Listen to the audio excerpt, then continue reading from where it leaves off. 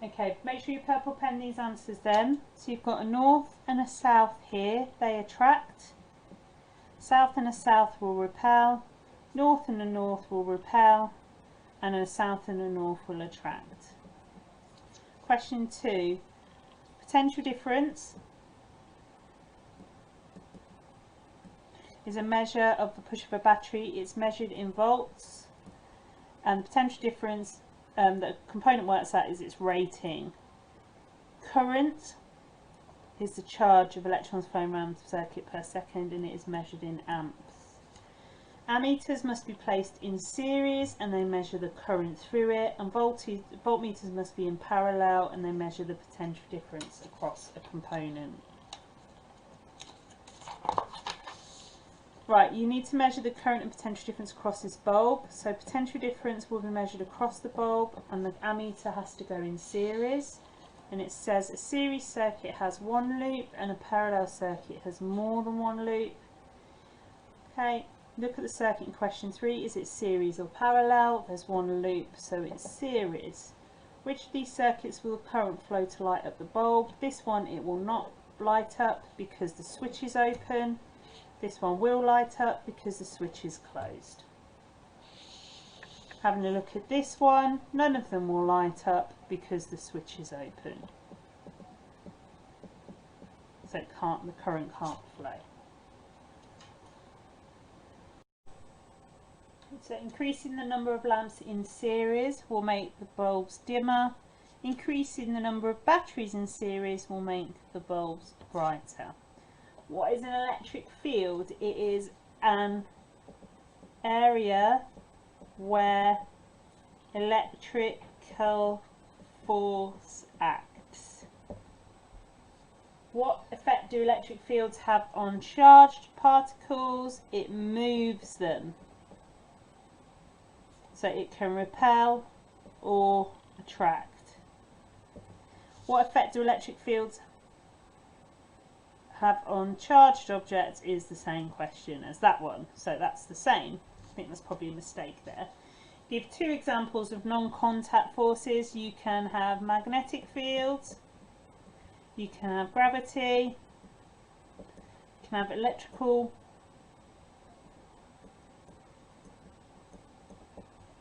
forces. Question 6. Complete the table to describe the properties and uses of electromagnets. So, scrapyards pick up waste metal.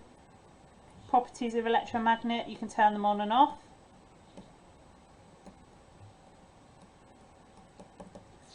High-speed trains, so they repel the train and the track. Property, they're strong, so they can lift up the train. Motors, okay, they make rotational motion. Okay, properties of electromagnets that makes them suitable for motors is they, I don't know what the property would be. They use electricity and magnetism. Then a relay is a switch, so it turns off electrical circuit if the current is too high, and property, they can be reset. So you can reset them. So if there's a problem in your house with electricity, you can turn it off and then turn it back on again. Label the following diagram below: bar magnet, north pole, south pole and field lines. So bar magnet,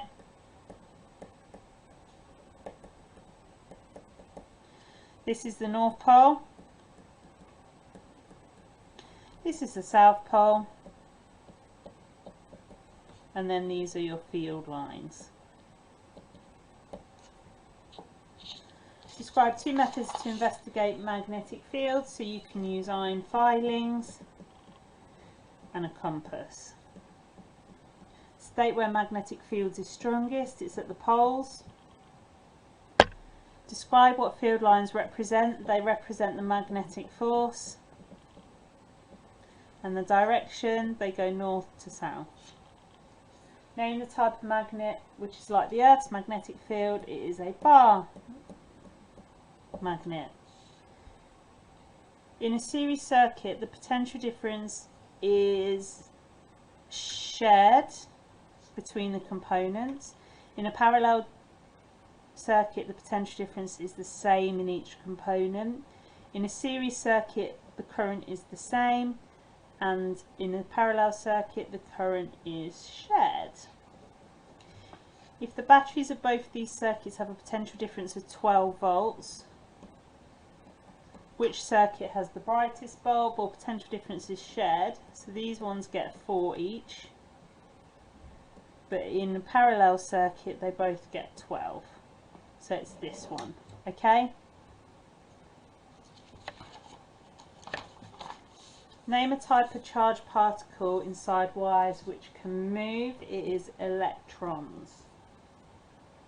Describe the function of the battery. It is to push electrons around a circuit. Explain why wires have resistance. Because they get hot.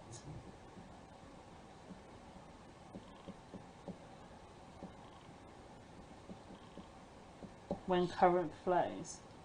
Conductors have less resistance. This is because current flows easier. And they have lots of free electrons. Insulators have more resistance because they have no free electrons. The strength of an electromagnet can be increased by increasing the number of turns of wire and increasing the current, and using an iron core. The student has 4 electromagnets. Each electromagnet would be the strongest, so it is number 3 because it has a high current and lots of turns, or lots of coils. The weakest would be number 4 because it has a low current and few coils.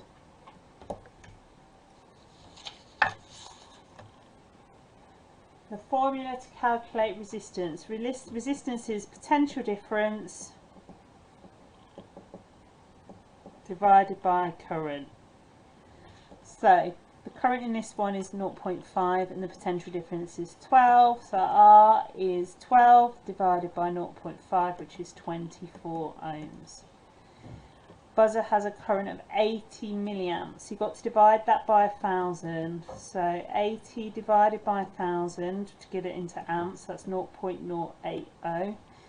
Okay, and the potential difference is 6. So you're going to do R is 0.080 divided by 6.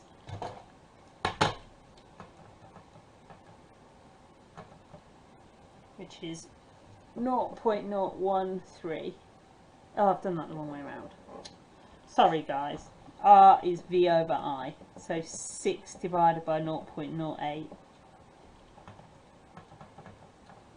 Which is 75 ohms. Okay.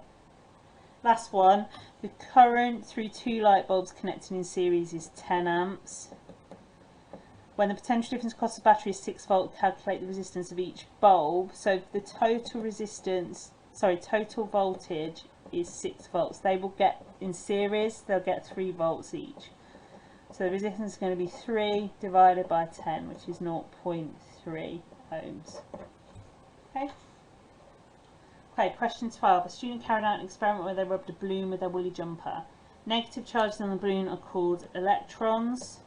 Positive charges on the jumper are called protons, or the positive nucleus. And before the experiment, the charge on the jumper is neutral. This is because there is the same number of pluses and minuses. Okay, before the experiment the charge on the balloon is neutral for the same reason.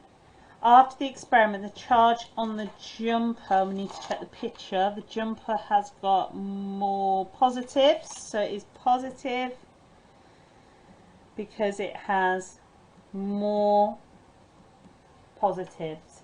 It's lost the negative electrons. After the experiment the charge on the balloon is negative. This is because it has more negative electrons. After the experiment the jumper and the balloon will attract. This is because they have opposite charges. Okay. Right, make sure you purple penned all your answers, and if you've left some blank, you can fill them in if you want to.